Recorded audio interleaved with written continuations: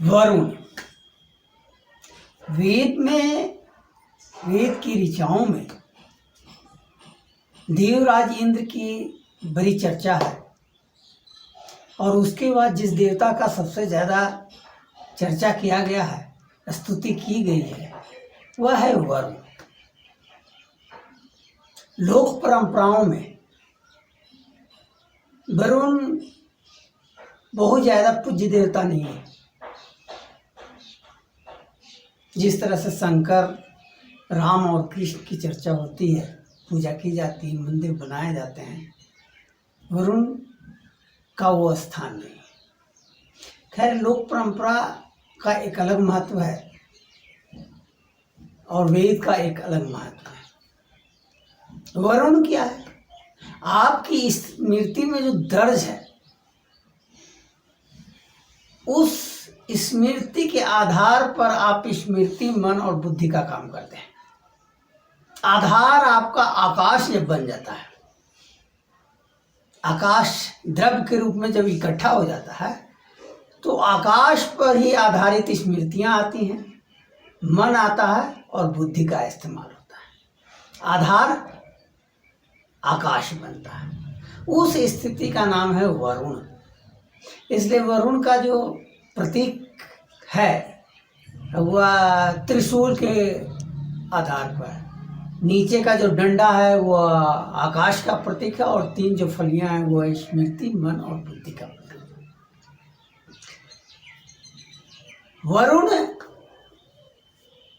की ताकत, वरुण की क्षमता, वरुण का जो सामर्थ्य है, जितना आकाश हम ग्रहण करेंगे, आकाश उतनी ताकत के साथ आधार का काम करेगा।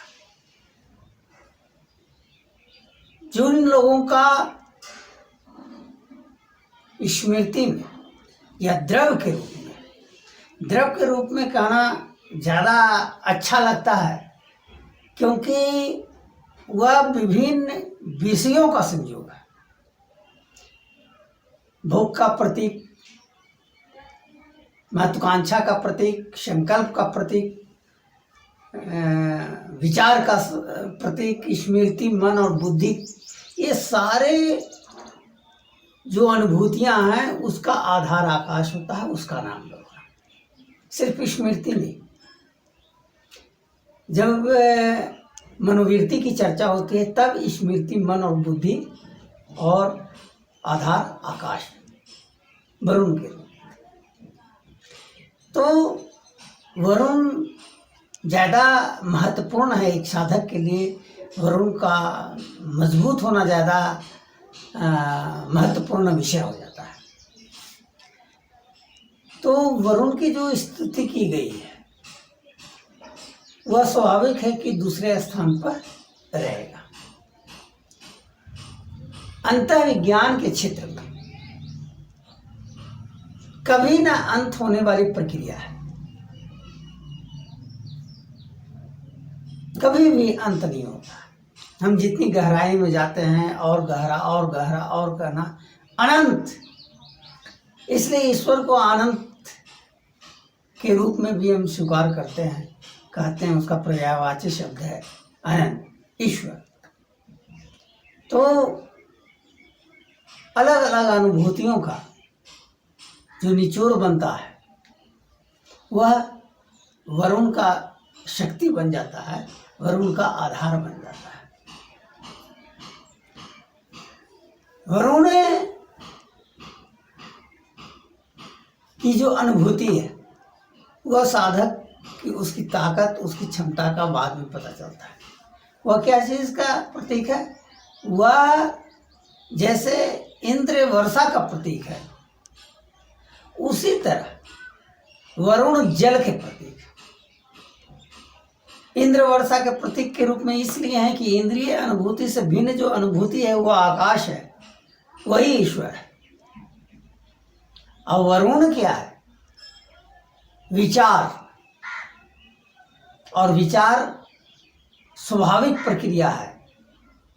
अगर आपकी स्मृति में, आपके मस्तिष्क में वह द्रव के रूप में इकट्ठा है, जल का देवता है, और जल कहाँ से, जल का क्या संबंध है, स्मृति से संबंध है। हमारी स्मृति में जितनी प्रबलता रहेगी आकाश का विचार भी उतना ज़्यादा है, और उस विचार से स्मृति और प्रबल होगी, और उस स्मृति से और विचार पैदा हुआ, ये एक तरह से चक्र चलना शुरू हो जाता है। तो जल के देवता, जल यानी विचार के देवता हैं वरुण, और वरुण का आधार जो आपका जो कृत अभी तक रहा है, आकाश के प्रति जो चिंतन मनन मंथन होते रहा है, उसका इकट्ठा हो जाना ही वरुण है।